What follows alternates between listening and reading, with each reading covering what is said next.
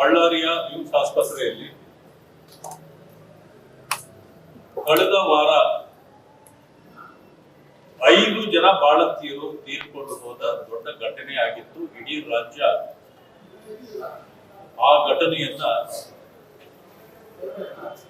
ಈ ಸರ್ಕಾರದ ಬೇಲೂರು ಅಂತಕ್ಕಂಥದ್ದನ್ನ ಆವತ್ತೇ ಮಾತಾಡ್ತಿತ್ತು. ಅದಾದ ನಂತರ ವಿರೋಧ ಪಕ್ಷದ ನಾಯಕರಾಗಿರ್ತಕ್ಕಂಥ ಅಶೋಕರವರು ಭೇಟಿ ಕೊಟ್ಟಿದ್ದರು.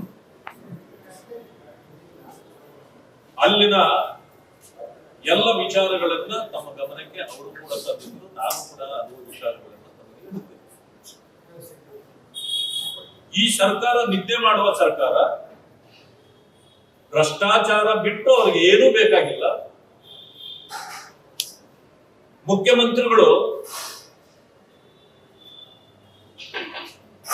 ದೇಶದಲ್ಲಿ ಇಡೀ ರಾಜ್ಯದಲ್ಲಿ ರಸ್ತೆಗಳೆಲ್ಲ ಗುಂಡಿಗಳು ಬಿದ್ದಿದೆ, ಅದನ್ನ ಮುಚ್ಚಿರಿ ಅಂತೇಳಿ ಕೋರ್ಟ್ ಆದೇಶ ಮಾಡ್ತದೆ. ಇವರು ಭ್ರಷ್ಟಾಚಾರದ ಗುಂಡಿಗಳನ್ನು ಮುಚ್ಚಿಕೊಳ್ಳಲಿಕ್ಕೆ ಆಶ್ರಮದಲ್ಲಿ ಹೋಗಿ ಭಾಷಣ ಮಾಡ್ತಾರೆ. ನಮ್ಮನ್ನು ಯಾರು ಏನು ಮಾಡಕ್ಕಾಗೋದಿಲ್ಲ. ಬಳ್ಳಾರಿಯಲ್ಲಿ ಹೆಣ್ಣು ಮಕ್ಕಳ ಈ ರೀತಿ ಮಾರಣ ಹೋಮ ಆಗ್ತಾ ಇದ್ದಾರೆ. ಅವರ ಬಗ್ಗೆ ಸ್ವಲ್ಪನೂ ಕಾಳಜಿ ಇಲ್ಲ ನಿಮಗೆ. ಹೋದ ವಾರ ಆಗಿದ್ದಲ್ಲದೆ ನಿನ್ನೆ ಮತ್ತೆ ಮರುಕಳಿಸಿದೆ ಅದೇ ಆಸ್ಪತ್ರೆಯಲ್ಲಿ. ನಿಮಗೆ ಅದೇ ಈ ಪರಿಸ್ಥಿತಿ ಆಗಬಾರ್ದು ಅಂದ್ರೆ ಕೊನೆ ಪಕ್ಷ ನಿಮ್ಮಿಂದ ತಡೀಲಿಕ್ಕೆ ಸಾಧ್ಯ ಇಲ್ಲ ಅಂದ್ರೆ ಆಸ್ಪತ್ರೆಯನ್ನೇ ಮುಚ್ಚಿಬಿಡಿ. ಇದೇನಾ ನೀವು ಹೆಣ್ಣು ಮಕ್ಕಳ ಬಗ್ಗೆ ತೋರಿಸ್ತಕ್ಕಂಥ ಗೌರವ? ಹಸು ಕಂದ ಕೂಡ ನಿನ್ನೆ ತೀರ್ಕೊಂಡಿದೆ, ಅದರ ಬಗ್ಗೆ ನಿಮಗೆ ಗಮನ ಇಲ್ಲ.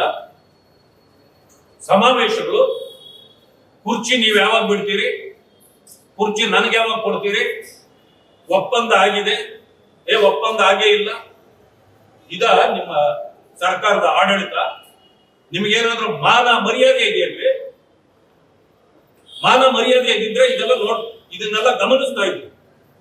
ನೀವು ಆಡಳಿತ ಮಾಡಕ್ ಬಂದಿರೋರು ಸುಳ್ಳು ಪಳ್ಳು ಹೇಳಿ ಅಧಿಕಾರ ಗಿಟ್ಟಿಸಿ ಬಂದಿಲ್ಲಿ ಕುಳಿತು ಇವತ್ತು ಜನರ ಮಾರಣ ಹೋಮ ಮಾಡ್ತಾ ಇದ್ದೀರಿ. ರಾಜ್ಯದಲ್ಲಿ ಭ್ರಷ್ಟಾಚಾರದಲ್ಲಿ ಕೂಪದಲ್ಲಿ ಮುಳುಗಿ ಹೋಗಿದ್ದೀರಿ. ಜನ ಏನ್ ಬೇಕಾದ್ರೂ ಮಾತಾಡ್ಕೊಂಡ್ಲಿ, ನಾವು ಸೊಪ್ಪು ಹಾಕೋದಿಲ್ಲ. ಇದು ನಿಮ್ಮ ವಾದ. ಇವತ್ತೊಂದು ದಿವಸ ಮಾಫಿಯಾ ನಡೀತಾ ಇದೆ. ಔಷಧಿಗಳು ಕೊಳ್ಳುವಲ್ಲಿ ಕಾಂಟ್ರಾಕ್ಟ್ ಟೆಂಡರ್ಗಳನ್ನು ಕೊಡದೇನೆ ಮಾಡ್ತಕ್ಕಂಥದ್ದು, ದನ ಕರುಗಳಿಗೆ ಕೊಡ್ತಕ್ಕಂಥ ಔಷಧಿಗಳನ್ನ ಜನರ ಮೇಲೆ ಪ್ರಯೋಗ ಆಗ್ತಾ ಇದೆ. ಇವೆಲ್ಲ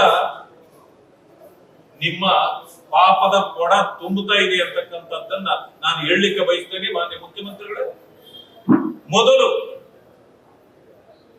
ನೀವು ನೇಮಕ ಮಾಡಿರ್ತಕ್ಕಂಥ ಆರೋಗ್ಯ ಸಚಿವರು ಅವರ ಆರೋಗ್ಯ ಕಾಪಾಡ್ಕೊಳ್ಳಿ. ಅವರನ್ನ ಮೊದಲು ಉಚ್ಚಾಟನೆ ಮಾಡಿ.